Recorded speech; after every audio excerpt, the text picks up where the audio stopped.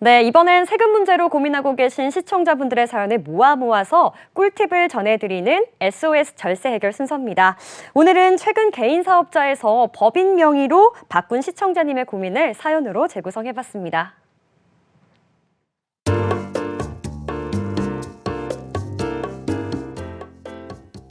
코로나19로 힘든 요즘 프리랜서로 일하는 나절세 씨의 소득은 이전보다 더 좋아졌습니다.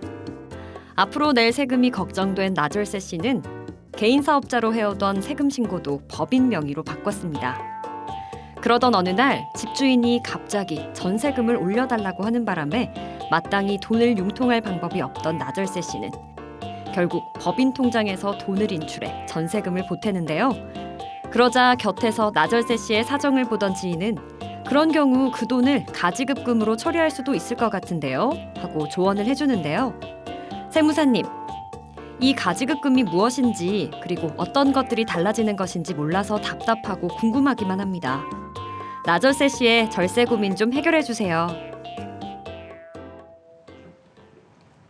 네, 법인 통장에서 나절세 씨가 돈을 인출해서 개인적인 용도로 사용을 하셨는데요.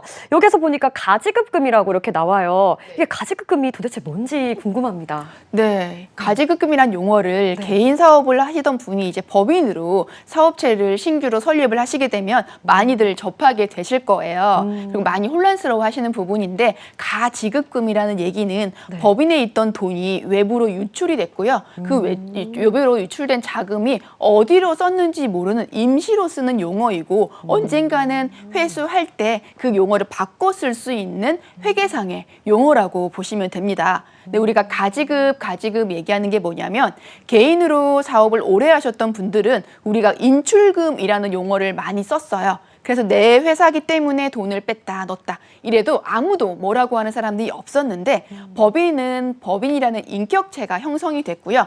대표이사하고 법인은 별도로 볼 수밖에 없습니다. 그래서 법인에 있는 돈을 뺄 때 아무리 대표이사가 가지고 갔다고 하더라도 요거는 인출금이나 이런 용어가 아니라 법인 돈을 누군가가 빌려간 걸로 보는데 그 용어가 가지급이라는 용어를 우리가 많이 쓰고 있어요. 실제 회사를 운영하시는 대표님들께서 요것 때문에 고민을 많이 하시는데 법적으로는 이렇게 갖고 간 가지급에 대해서 어떤 처리를 해야 되냐 하면 법인에서 대표이사가 돈을 빌려갔다고 보게 됩니다. 그럼 빌려간 돈에 대해서는 이자라는 거를 줘야 될 텐데요. 법인의 대표이사도 법인에서 돈을 빌려갔을 땐 법정 이자율인 4.6%를 측정을 해서 이자를 갚아야 되고요.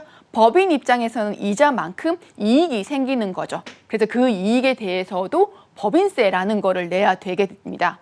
그래서 이런 거를 우리가 뭐라고 얘기를 하냐면 가지급금 인정이자라는 표현을 쓰게 됩니다. 그 이자에 대해서는 법인세를 내는 거고요. 요거와 맞물려서 하나 더 체크를 해야 될 부분이 있는데 법인의 가지급금을 쓸 때 법인 자금이 혹시나 외부에서 또 빌려가지고 했을 때는 차입금이 있고요. 이거와 관련된 이자가 있을 텐데 이 이자를 아무리 썼다고 하더라도 법인에서 이 가지급금에 해당하는 금액만큼은 이자로 인정해주지 않습니다.